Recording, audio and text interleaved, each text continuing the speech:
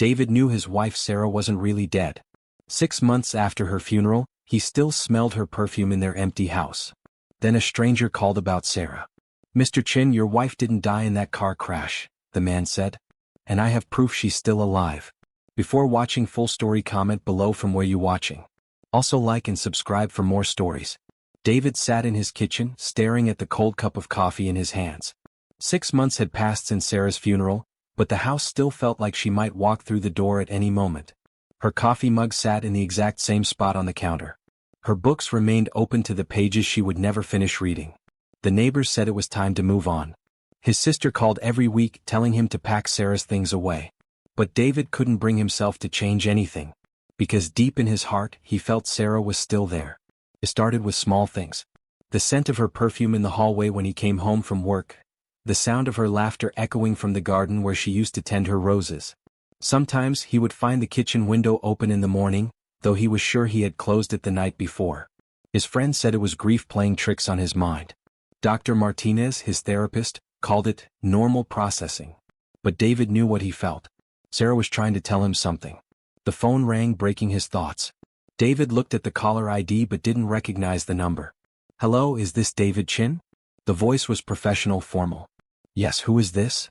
"My name is Jonathan Blake. I'm the CEO of Meridian Industries. I need to speak with you urgently about your wife, Sarah Chin." David's coffee cup slipped from his hands, crashing to the floor. "My wife is dead. Mr. Chin, I understand this is difficult. But I have information that might change everything you think you know. May I come to your house?" This conversation cannot happen over the phone. David's heart pounded. What kind of information? "The kind that explains why you still feel her presence, Mr. Chin. I'll be there in 30 minutes. The line went dead. David paced his living room, stepping around the broken coffee cup he hadn't bothered to clean up. Meridian Industries, he had never heard of the company. But something in Jonathan Blake's voice made him believe the man was telling the truth about having important information. A black car pulled into his driveway exactly 30 minutes later. David watched from his window as a tall man in an expensive suit stepped out. He looked to be in his 50s, with gray hair and sharp eyes behind wire-rimmed glasses. The doorbell rang. David opened the door slowly. "Mr. Blake. Thank you for seeing me, Mr. Chin. I know this must be very confusing." Jonathan Blake stepped into the house, and his eyes immediately moved to the walls. David had covered them with photographs of Sarah. Their wedding day, vacations, quiet moments at home. Blake studied each picture carefully as if he was looking for something specific. "Beautiful woman," Blake said quietly. "She looks exactly like I remember." "You knew Sarah?" David's voice was sharp with suspicion. Blake sat down on the sofa without being invited. He opened a leather briefcase and pulled out a thick file. "Mr. Chin, what I'm about to tell you will sound impossible. But I need you to listen carefully." David remained standing, his arms crossed. "I'm listening." "Your wife didn't die in a car accident 6 months ago." The words hit David like a physical blow. "That's impossible. I identified her body. I buried her."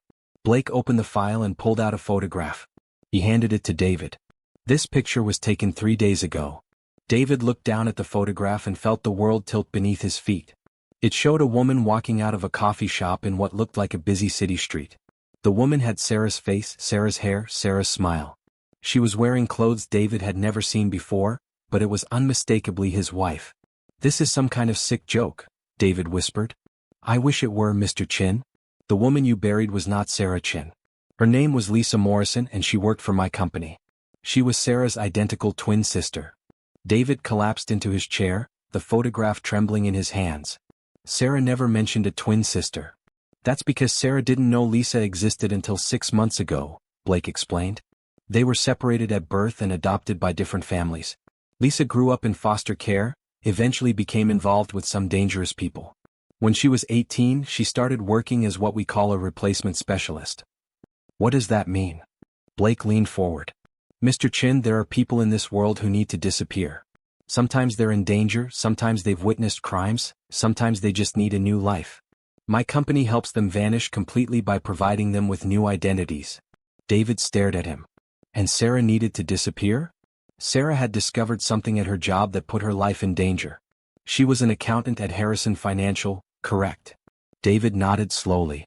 "She found evidence that her boss, Richard Harrison, was laundering money for a criminal organization. When Harrison realized what Sarah had discovered, he hired someone to kill her. The room spun around David. But the car accident was staged. Lisa took Sarah's place so that everyone would believe Sarah was dead. It was the only way to keep her safe while we gathered evidence against Harrison. Blake pulled out another photograph, this one showing Sarah sitting in what looked like a comfortable apartment. She was reading a book and she looked peaceful but sad. She's been living in a safe house in Seattle. We've been protecting her while building the case against Harrison. But something has gone wrong. David looked up from the photograph. What do you mean? Harrison discovered that Sarah is still alive. He's hired professional killers to find her. We moved her 3 times in the past month, but they keep getting closer. Sarah is in immediate danger. Then bring her home. David stood up, anger flashing in his eyes. Why didn't you tell me any of this before? Blake's expression softened. Because Sarah made us promise not to involve you. She said the only way to keep you safe was to let you believe she was dead. But the situation has changed. We think Harrison's people might come after you to get information about where she might be hiding. David felt his legs go weak. She's been alive all this time and she didn't want me to know? She didn't want you to live in fear, Mr. Chin. She thought it would be better if you grieved and moved on with your life. Moved on. David's voice cracked. I felt her presence every day. I knew she wasn't gone. And you're telling me I was right? Blake nodded. The connection between you two is stronger than we anticipated. Somehow you've been sensing that she's still alive. David spent the next hour looking through the file Blake had brought. There were surveillance photos of Sarah in different cities, reports from the agents protecting her, and copies of the financial documents she had discovered at Harrison Financial. The evidence Sarah found shows that Harrison has been moving money for the Castellano crime family, Blake explained.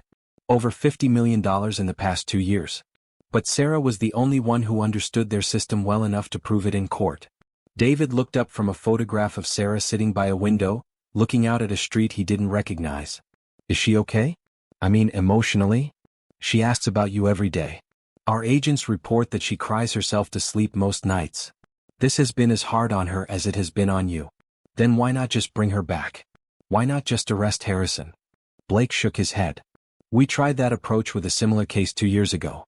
The target was killed in police custody before the trial. The Castellano family has people everywhere: police, judges, prison guards.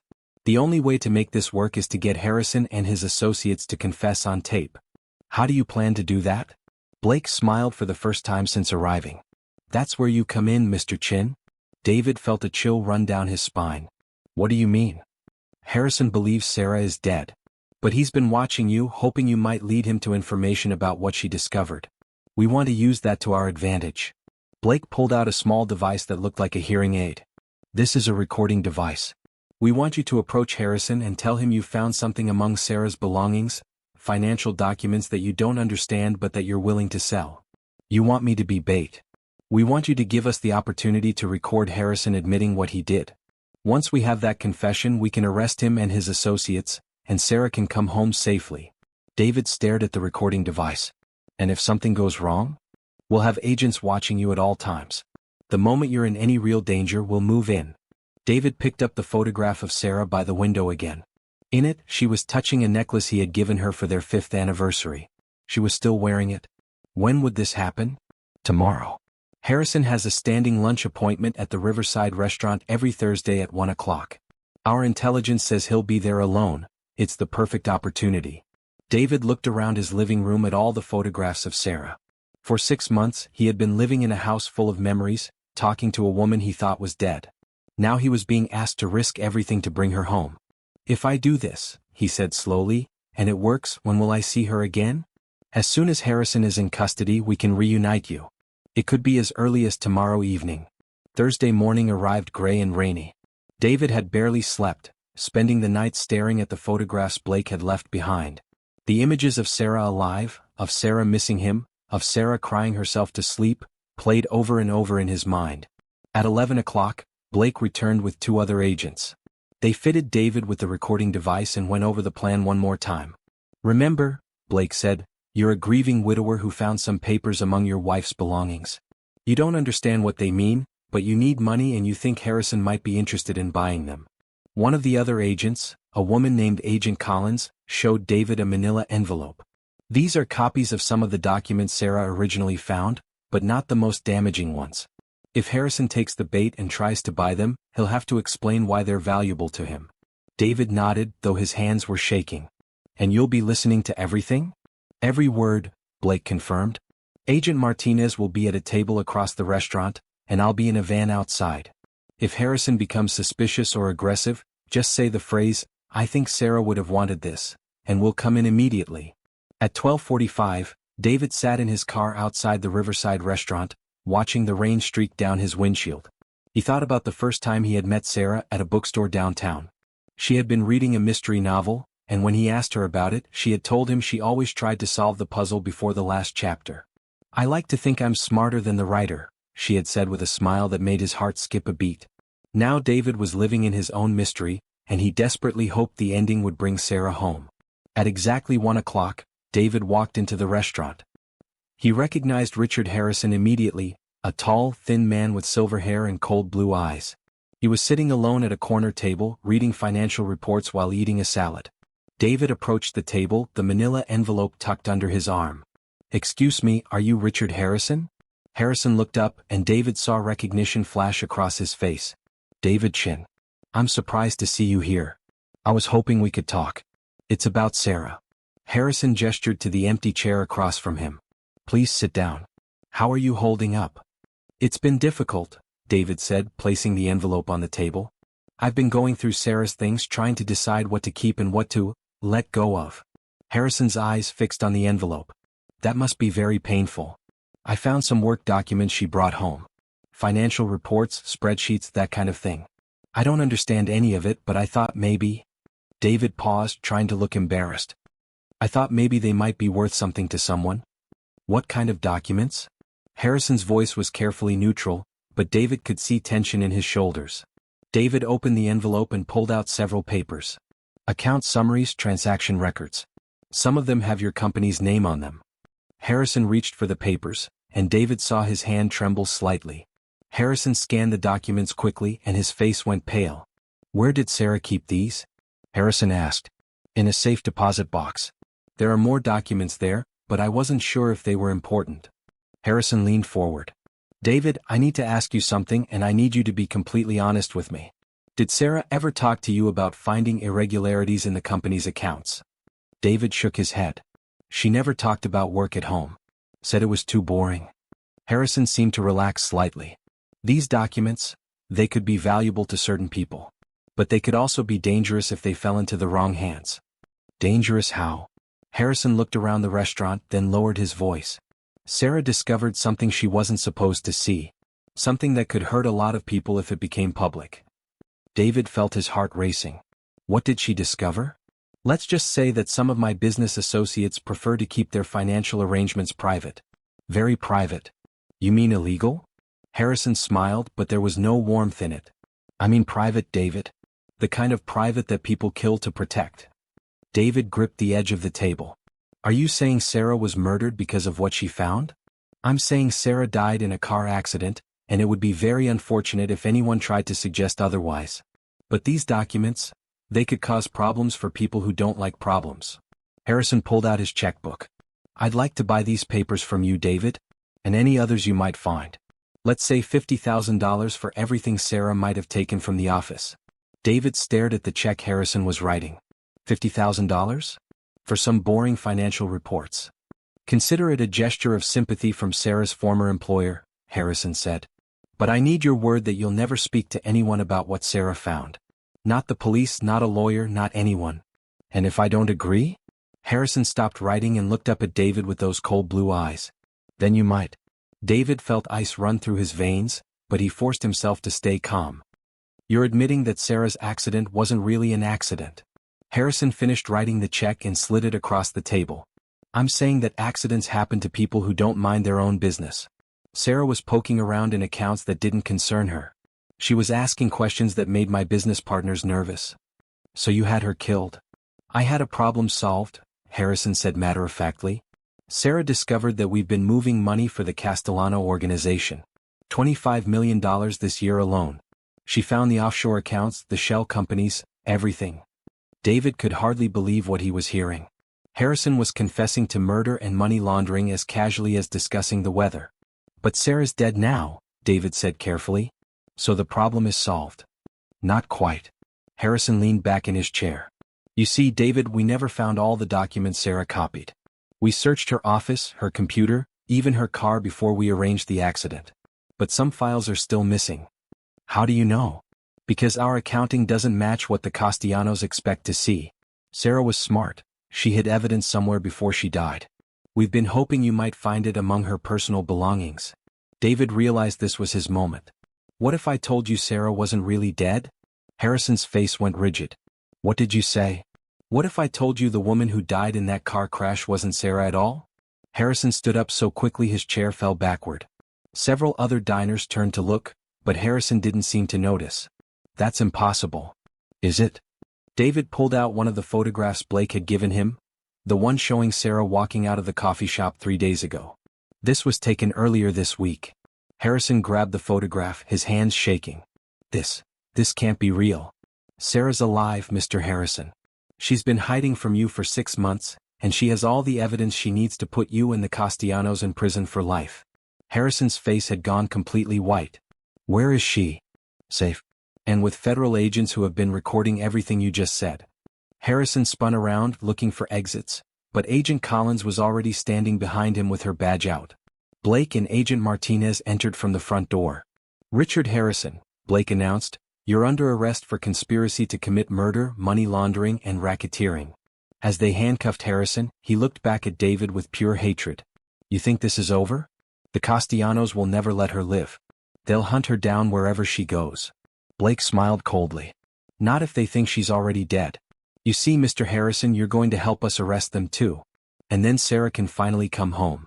2 weeks later, David stood in the arrival area of Seattle Airport, holding a bouquet of yellow roses, Sarah's favorite. Blake had called that morning to tell him it was finally safe. Harrison had cooperated with federal agents, leading to the arrest of 17 members of the Castellano organization. The threat to Sarah was over. David's hands were shaking as he watched passengers emerge from the gate. Then he saw her.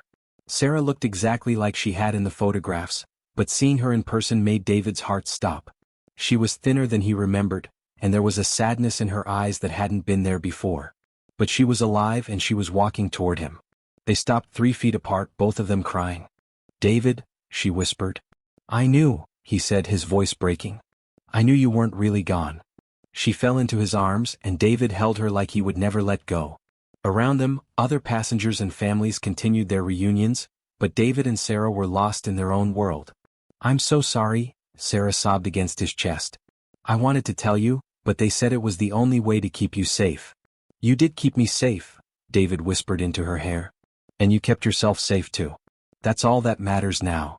They held each other in the middle of the crowded airport, 2 people who had found their way back to each other against impossible odds.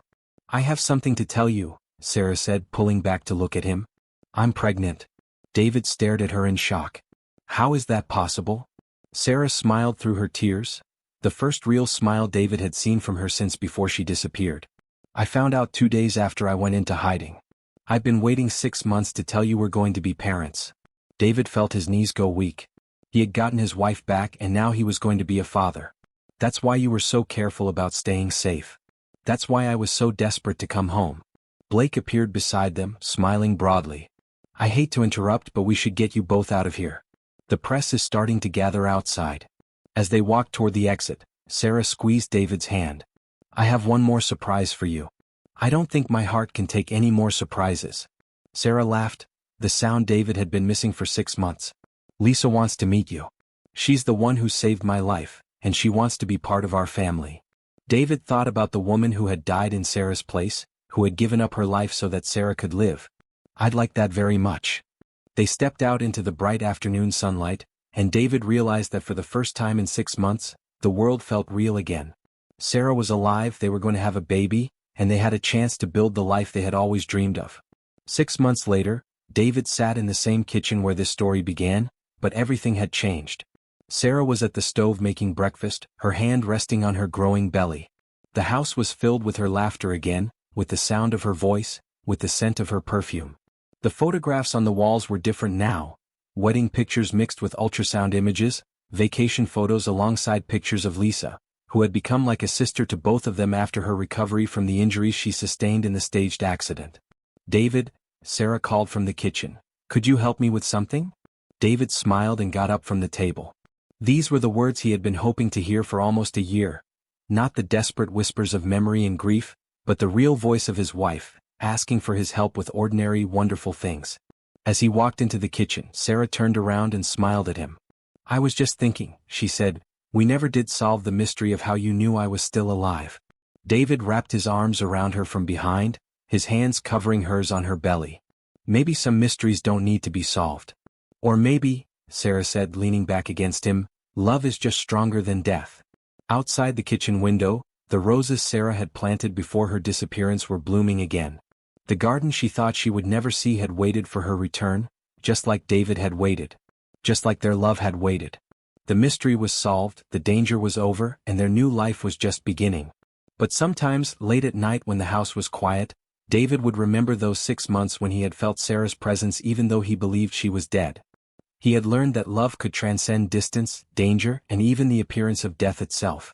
And as he held his very much alive wife in their kitchen, surrounded by the life they were building together, David knew that some connections were too strong to be broken by anything. Not by criminals, not by fear, and certainly not by death. The woman in the photographs was real, was alive, and was finally home. This story combines all the elements you requested. A strong emotional hook with a widower who senses his wife is still alive, a mystery involving a CEO's unexpected arrival with secrets, building reader curiosity about whether the wife is truly alive and the CEO's role, and a major twist revealing that the wife was never actually dead but was protected by assuming a new identity while her twin sister died in her place.